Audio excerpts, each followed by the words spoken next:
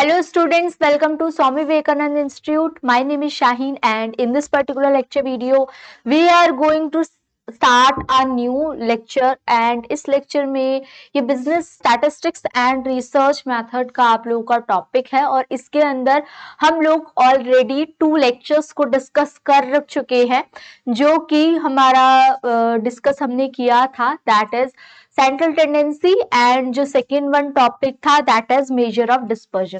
सो आज का जो टॉपिक है वो है कोरिलेशन एनालिसिस। अच्छा, कोरिलेशन का मतलब क्या होता है? व्हेन टू और मोर than two variables relate with each other.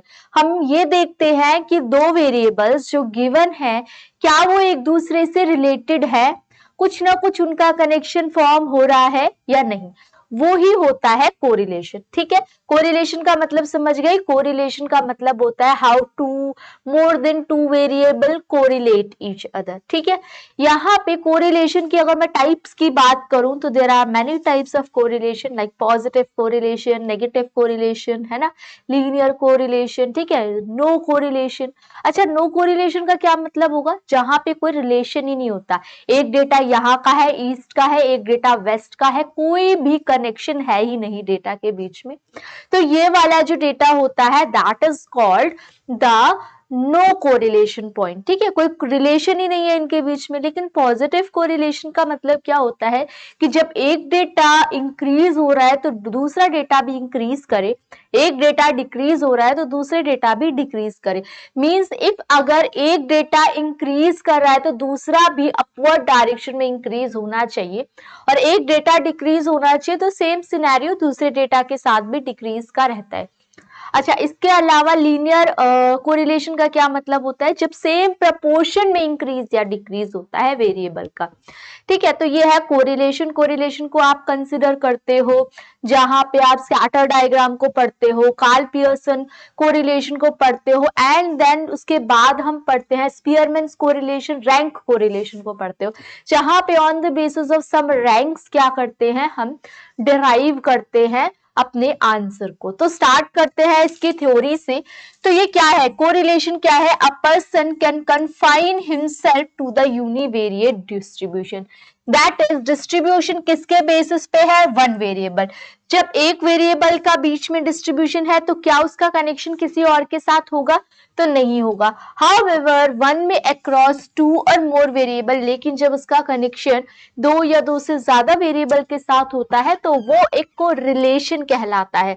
तो फॉर एग्जाम्पल, जैसे कि एग्जाम्पल के लिए हाइट और वेट, क्या हाइट और वेट आपस में कोरिलेटेड है? तो yes, the answer is yes, क्योंकि हाइट और वेट, हाइट के बढ़ने के साथ साथ एनी हाउ वेट भी इंक्रीज होता है। ठीक है, एडवर्टाइजमेंट और सेल्स, जहां जहां ज्यादा आप एडवर्टाइजमेंट वगैरह करवाते हो, सेल्स ऑटोमेटिकली इंक्रीज होती है। And income and expenditure, income जो है, इनकम के बढ़ने के साथ साथ आपके खर्चे भी बढ़ते हैं। तो यहाँ पे पॉजिटिव कोरिलेशन आएगा, यहाँ पे भी पॉजिटिव कोरिलेशन आएगा, यहाँ पे भी पॉजिटिव कोरिलेशन आएगा। ठीक है, प्राइस एंड डिमांड, इनके बीच में कौन सा रिलेशन आता है? Negative correlation. रीजन इज कि जैसे जैसे प्राइसेस बढ़ते हैं जो क्वांटिटी डिमांडेड है वो डिक्लाइन होती है। ठीक है, एंड प्राइस एंड सप्लाई के बीच में रिलेशन कौन सा होता है? पॉजिटिव। थोड़ी सी इकोनॉमिक्स की टर्म भी यहाँ पे कोरिलेट कर गई। ठीक है, अब बात करते हैं आगे। तो also one can be interested to find out कि कोई correlation is there if there is any relation between two variable. अगर दो रिलेशन, आपका दो वेरिएबल है तो उनके बीच में क्या एक्चुअल में रिलेशन बन रहा है या नहीं बन रहा। There can be the following possibilities of correlation between variables. Both the variables, जितने variables होते हैं, अगर वो सेम डायरेक्शन में चेंज हो रहे हैं, अगर सेम डायरेक्शन में चेंज होने का मतलब जरूरी ही नहीं है कि वो इंक्रीज से माने, क्योंकि ज्यादातर बच्चों का ये सोचना होता है कि अगर सेम वेरिएबल में बोला है सेम होनी चाहिए, सेम एरोज होने चाहिए तो वो इंक्रीज से, ऐसा कुछ नहीं है। इंक्रीज या डिक्रीज, अगर एक वेरिएबल डिक्रीज कर रहा है तो दूसरा डिक्रीज कर रहा है तो ये भी पॉजिटिव सिनेरियो में कहलाएगा। अगर वन वेरिएबल इंक्रीज कर रहा है और decreases another variable also increases or decreases. Both the variable change in opposite direction. अगर एक increase हो रहा है तो दूसरा decrease होगा, अगर एक decrease हो रहा है तो दूसरा increase होगा. तो ये वाला जो portion होता है that will call the negative correlation. And if both the variable change in same direction, ये मैं बता चुकी positive, and if they change in the opposite direction तो negative. Correlation को आप perfect if the deviation in one variable is followed by corresponding and proportionally deviation in another. Perfect कब बोलोगे? Perfect positive, perfect negative कब बोलोगे? जब आप properly justify कर लोगे कि यहाँ पे दो वेरिएबल आपस में पूरी तरीके से कोरिलेटेड हैं. चलो अब बात करते हैं scatter diagram and Karl Pearson coefficient of correlation. तो स्कैटर डायग्राम का मतलब होता है कि जब डॉटेड प्लॉट के थ्रू एक्स एक्सिस और वाई एक्सिस को प्लॉट किया जाता है ना, प्लॉट किया जाता है. एक्सिस गलत बना दी क्या?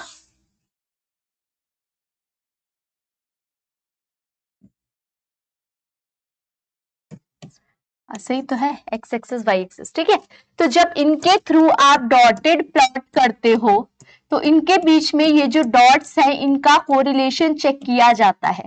तो अगर ये रिलेशन इस तरीके से है पॉजिटिव, +1 कोरिलेशन कहलाएगा. अगर इस तरीके से डिक्लाइनिंग फेज में है तो वो नेगेटिव कहलाएगा. अगर आपको कुछ कोरिलेशन समझ ही नहीं आ रहा तो क्या होगा? 0 कोरिलेशन या तो फिर नेगेटिव कोरिलेशन. अच्छा, कोरिलेशन कहां से कहां तक लाई करता है तो ये आपको ऑलरेडी पता होगा, दैट इज +1 to -1 आपका कोरिलेशन लाई करता है. अच्छा, नेक्स्ट स्कैटर डायग्राम वैल्यूज जो होती हैं वेरिएबल एक्स एंड वाई वो प्लॉट करी जाती हैं एक्स एक्सिस पे, वाई एक्सिस पे respectively in the X Y plane. The diagram of dots obtain, जो डायग्राम निकलते हैं उसको हम स्कैटर डायग्राम कहते हैं.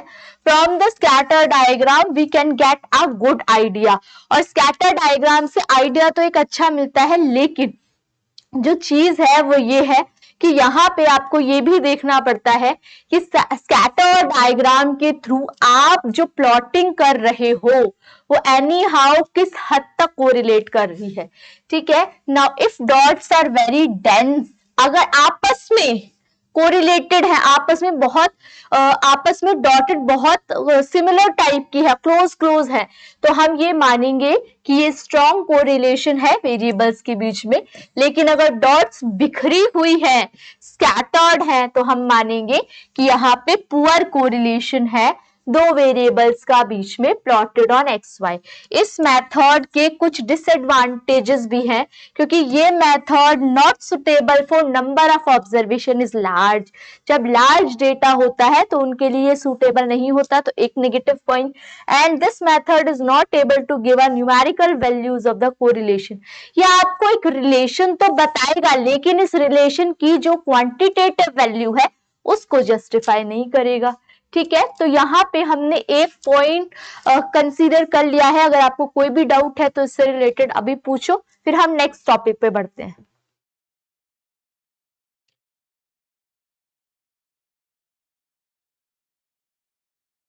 ठीक है, now the next topic is Karl Pearson coefficient of correlation. ये थोड़ा सा कॉम्प्लिकेटेड होता है क्योंकि इसका फॉर्मूला लर्न करना पड़ता है और इसकी प्रैक्टिस भी करनी पड़ती है. Now, as a measure of degree of the linear relationship between two variables, दो variables का जब linear relationship होता है तो कार्ल पियर्सन ने एक फॉर्मूला डिराइव किया है जिसको हम Karl Pearson coefficient of correlation कहते हैं. ठीक है, अब इसकी प्रॉपर्टीज बहुत इंपॉर्टेंट प्रॉपर्टीज ऑफ मीन हो, प्रॉपर्टीज ऑफ मीडियन हो, प्रॉपर्टीज ऑफ मोड हो, प्रॉपर्टीज ऑफ कोरिलेशन हो, प्रॉपर्टीज ऑफ रिग्रेशन हो, किसी की भी प्रॉपर्टीज है वो बहुत ही ज्यादा इंपॉर्टेंट है क्योंकि एग्जाम में अगर टॉपिक उठाया गया है तो इसमें से क्वेश्चन अराइज होगा ही होगा, या आप कंफर्म मानो. ठीक है। अगर कोरिलेशन वो उठाते हैं टॉपिक जो कि उनका one of the favourite topic है, तो अगर एग्जामिनर इस टाइप के क्वेश्चन को अरेंज कर रहा है तो प्रॉपर्टीज में से, जैसे कि आपको दिया नहीं जाता 2 और 3 पॉइंट्स होते हैं, फिर ऑप्शन आते हैं लाइक ABC, BCD, AC, तो इस टाइप से आपको क्वेश्चन अरेंज किया जाएगा कि इनमें से कौन सी प्रॉपर्टीज है या इनमें से कौन सी प्रॉपर्टीज नहीं है। ठीक है, तो it is independent of change of order and change of origin. क्या बोल रखा है कि जो कोरिलेशन होता है that will not depend on scale and origin. What do you mean by dependent or independent of origin and scale? Dependent का मतलब होता है स्केल और ऑरिजिन से फर्क पड़ना, मतलब प्लस करने से, माइनस करने से, मल्टीप्लाई करने से, डिवाइड करने से आपका जो आंसर होता है वो वेरी करता है। ठीक है, तो अब मीन है, सपोज मीन का एक एग्जांपल देती हूं। मीन है या एवरेज मीन बोल सकते हो आप इसको। अगर मान लो मीन कैलकुलेट किया मैंने 10 आइटम्स का 100, ठीक है।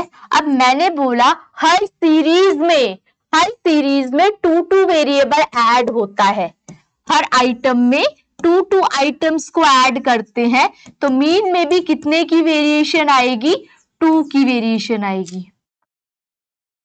ठीक है, 2 की वेरिएशन आएगी, क्योंकि यहां पे जो इफेक्ट हुआ that will reflect on mean also. लेकिन कोरिलेशन में ऐसा नहीं होता। कोरिलेशन का क्या मतलब होता है? There will be an independency, जहां पे कोई भी फर्क नहीं पड़ता कि अगर आप प्लस करते हो, माइनस करते हो, मल्टीप्लाई या डिवाइड। दैट इज वाई क्या बोला जाता है कि यहाँ पे change in origin as well as change in scale से कोई भी फर्क नहीं पड़ता।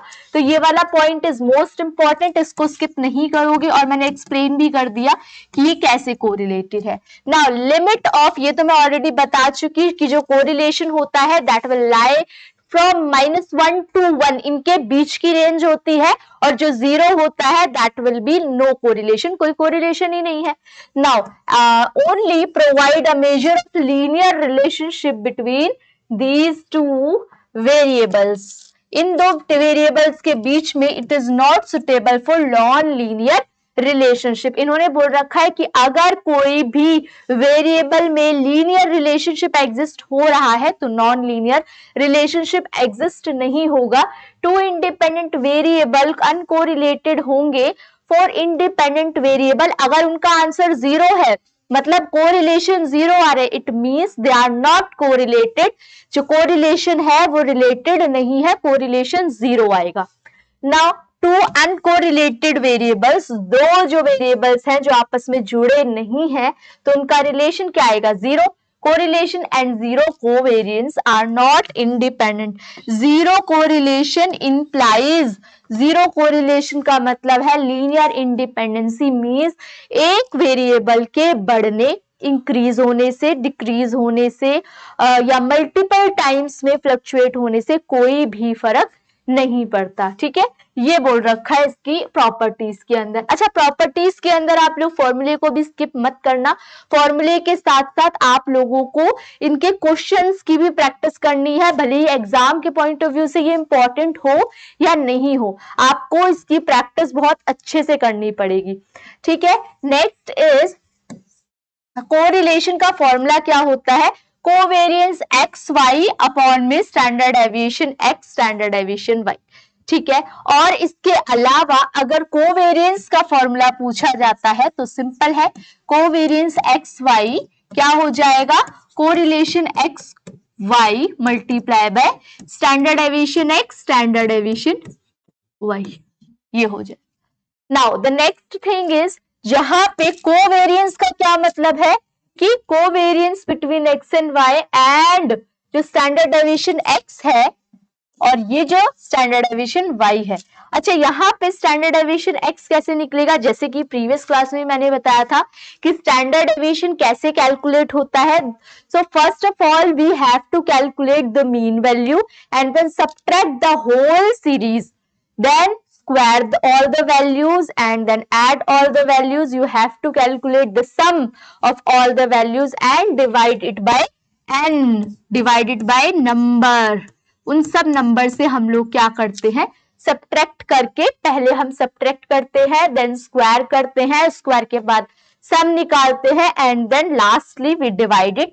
तब स्टैंडर्ड डेविएशन का होल स्क्वायर निकलता है, कोवेरियंस निकलता है, और स्टैंडर्ड डेविएशन का निकालने का फिर रूट अंडर रूट कर सकते हैं। Now the probable error of correlation, ये इंपॉर्टेंट है क्योंकि डायरेक्ट क्वेश्चन इसमें से बनता है। डायरेक्ट क्वेश्चन पूछा जाएगा, the probable error will from the following, इनमें से पूछा जाएगा, इनमें से जो प्रोबेबल एरर है या स्टैंडर्ड एरर है वो कितना होता है। तो पहले आप स्टैंडर्ड एरर को समझ लो। Standard error is 1 minus R square upon में रूट एन, या आपको क्या बोला जाएगा कि यहाँ पे if R is the sample correlation, R क्या है, R is related by correlation and n is related by number of terms observation, then it is standard error। अब आपको मान लो correlation given है 2 और n है आपका 10 नहीं 100, तो आप कैसे कैलकुलेट करोगे, तो ये तो नेगेटिव आ जाएगा ना, 1 माइनस 4 अपॉन में रूट में 100, तो it will B minus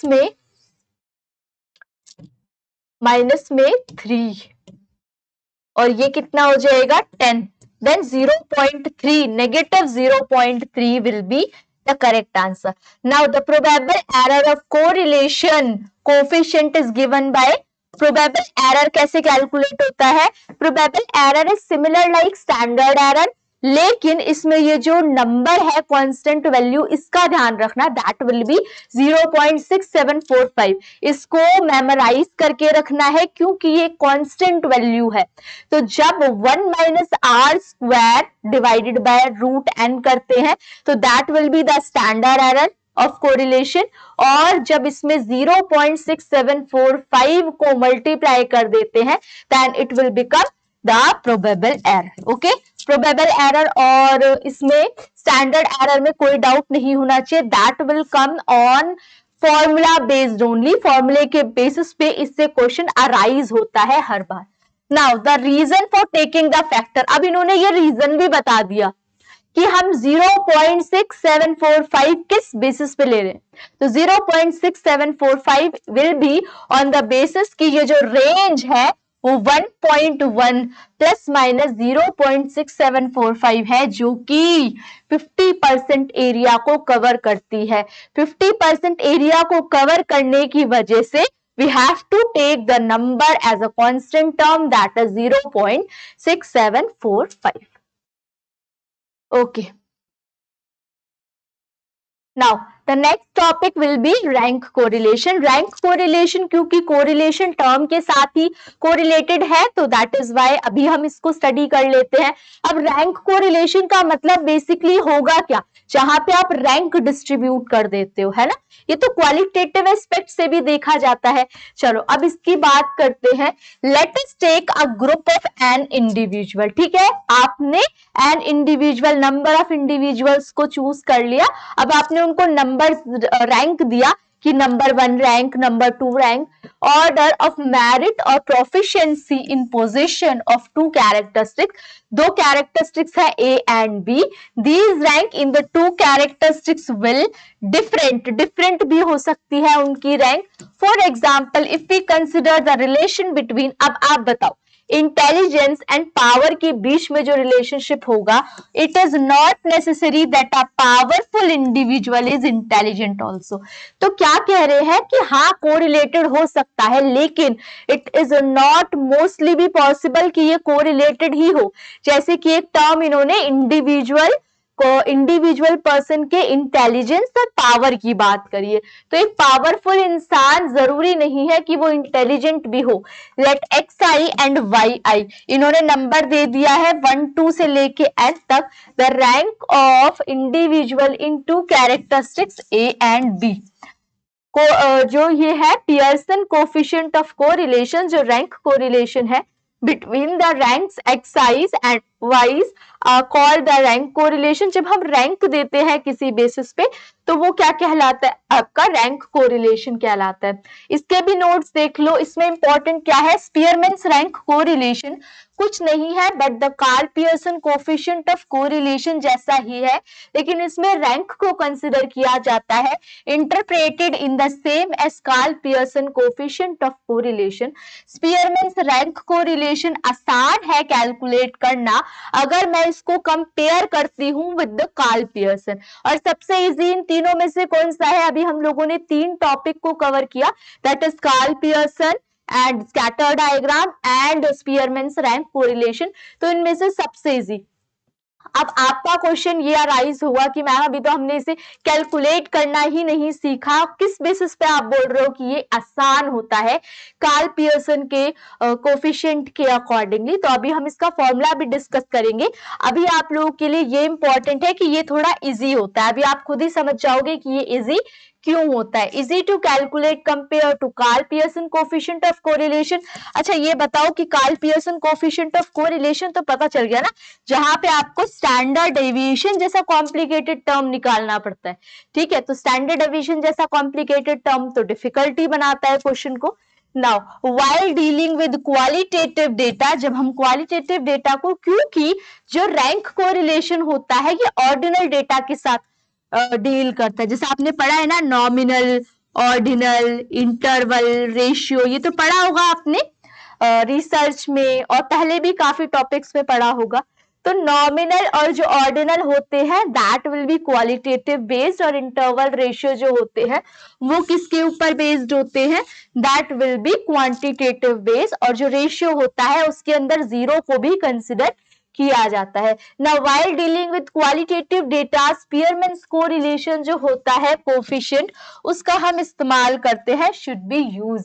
now regression analysis करने ये अभी स्टार्ट नहीं करेंगे, लेकिन रैंक कोरिलेशन का एक क्वेश्चन विद फॉर्मूला मैं डिस्कस करना चाह रही हूं ताकि आप लोगों को एक ओवरव्यू मिल पाए कि मैंने अगर इजी बोला, इसको कंपेयर किया विद कार्ल पियर्सन तो ये इजी क्यों है।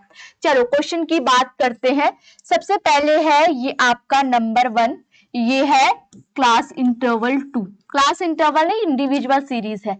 सपोज 10, 9, 4, 16, 15 एंड 28, ये हो गया भाई आपका N1। अब ये गैप क्यों छोड़ा है ये भी बात करते हैं। N2 है आपका 24, 33, 6, 7, 4, 19।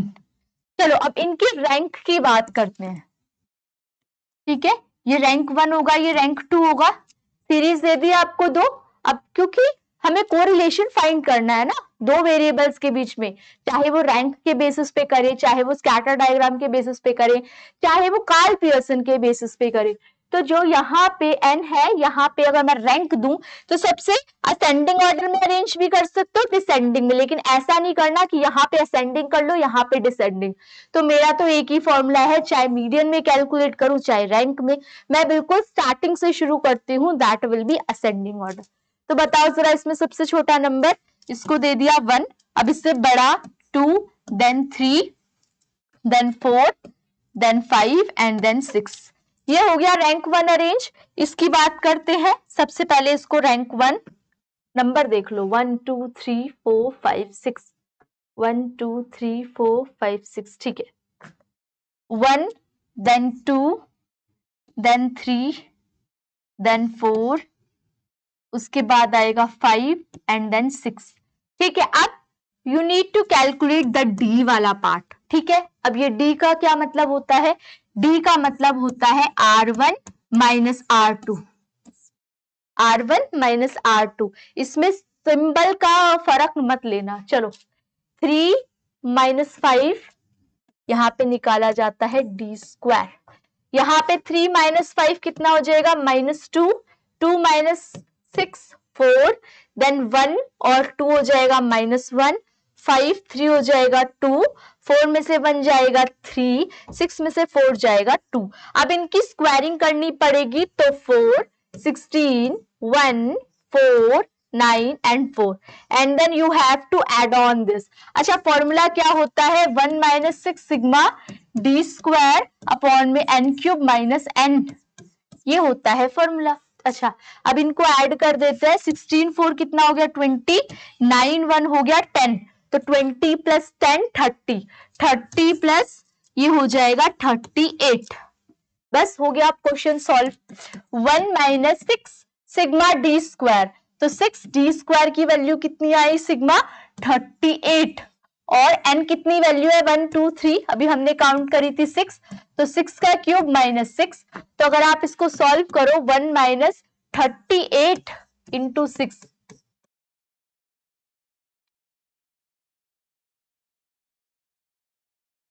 तो ये हो जाएगा 228 228 228 एंड 6 6 36 6 216 माइनस 6, तो ये हो जाएगा 1 minus 228 and it will be 210, तो ये आ जाएगा 210 minus 228 and 210 in denominator, then आप क्या कर दोगे इसको सब्ट्रैक्ट कर दोगे, तो इट विल बिकम